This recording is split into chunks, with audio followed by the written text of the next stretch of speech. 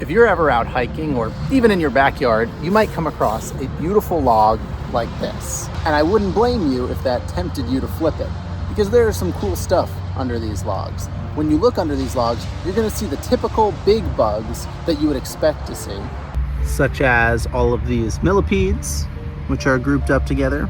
You can see some fungal points all around here. There's some real interesting colorless millipedes, or maybe even centipedes. It looks like there's a rove beetle right there.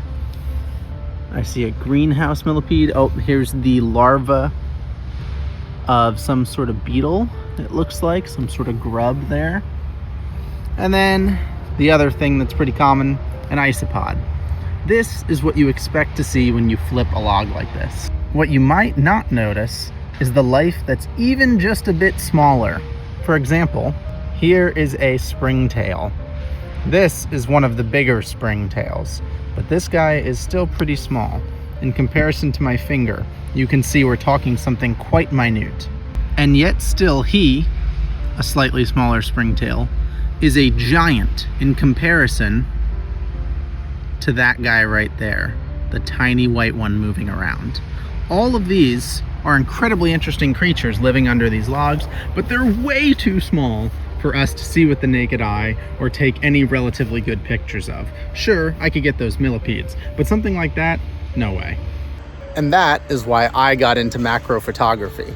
Basically a camera setup which is intended to take these tiny, absolutely minuscule bugs and other similar things and allow you to take extremely high quality close-up photos of them. If you use stacking, you can get some of the most amazing high-resolution photos you've ever seen. Even if you don't use stacking, you can still get some ridiculously high-quality photos. I'll go through the list of the equipment that I have, and then I'm gonna go just show you some of the bugs that I find on my hike today and show you the pictures that I'm able to take of them so you can see what extreme macro photography is like. All right, so this is the current setup that I have going. The most important part, of course, the macro lens, is the Laowa 25mm Ultra Macro. It goes from 2.5 times zoom to 5 times zoom by turning this thing on the front. I just had it in 5 times because I was photographing an extremely small springtail. You can adjust the focal length here. You can't adjust the focus itself. The focus is done just by manually moving forward and backwards away from the subject.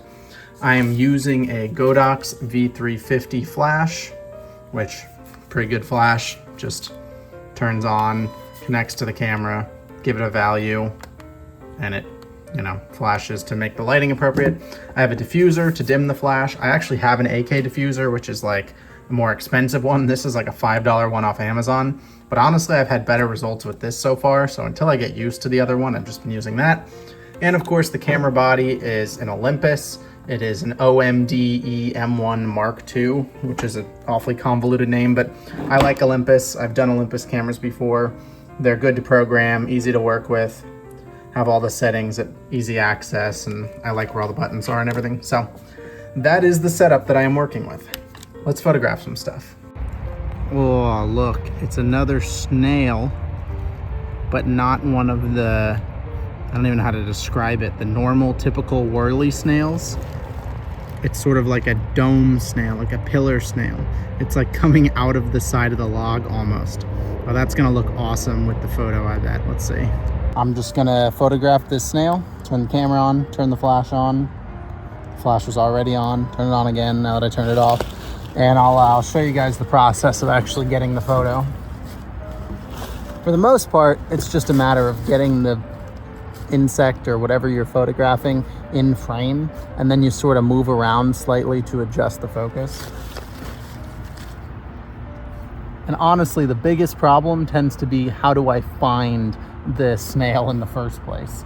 Luckily, he's not moving very much, but when the insects are moving, it's quite hard to get them in frame. So I just try to point my camera at it best I can and then adjust. Perfect. There is a cute springtail.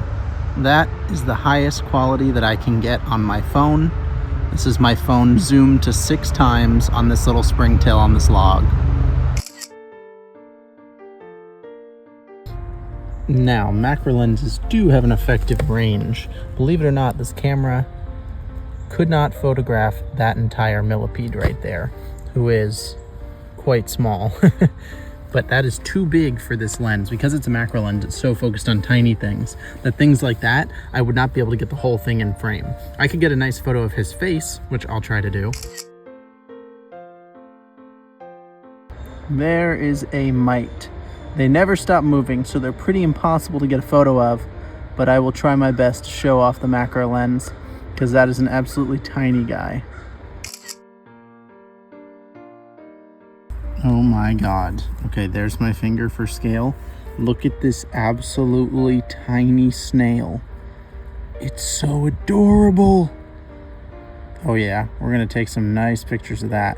And whatever is to the left of it there, is that a pseudoscorpion or a mite? Well, let's take pictures of that too.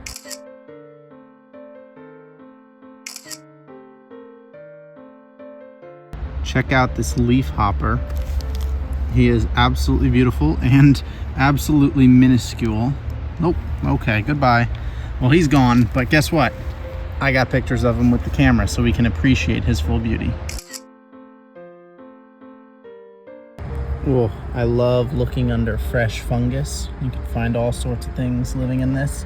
And I noticed this beetle living under this tiny bit of fungus. So let's get a picture of him.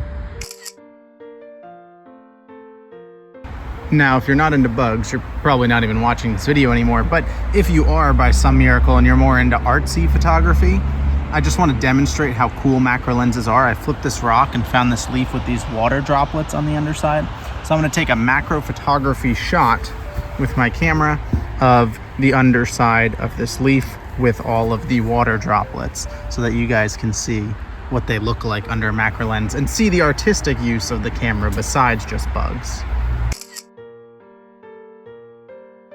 On the trail I'm on, I found this old dam, and it's this nice mossy stone, and it's quite wet because it recently rained. This is a great place to look for bugs. They love this moss, they love this wetness. And in fact, the first thing I noticed upon getting here was this lice that is sitting on the dam. So let's get a picture of him. Oh, check out this spider. I believe it's a male with those palps on his face. Those are actually the identifying features. Let's try and get some close-up pictures. I mean, he is way too big. I say that like it's quite funny, but he is way too big for this camera to get a full shot of him. But I bet I can get some cool pictures of the face that you guys will like. So I just cleared out where there was a wet part with a lot of leaves, and I'm just taking a bunch of pictures of all the little springtails and such, like this guy, that are wandering about in this area. And I'll put all those photos up.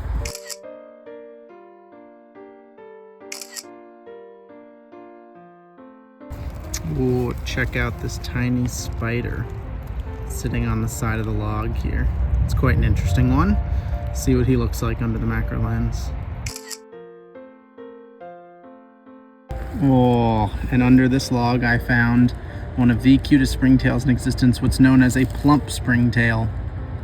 An absolutely minuscule little guy that lives all over the world under logs like this, something you might never notice. But watch what kind of pictures I can get with this lens. All right, that about does it for my macro adventure today. Just a nice little walk on a trail through the woods. Managed to photograph all kinds of incredibly cool things, get some amazing photos, both artsy and bugs. I hope you enjoyed. If you have any questions about macro photography, there's a lot of information on the internet, but I could try to answer what you got in the comments.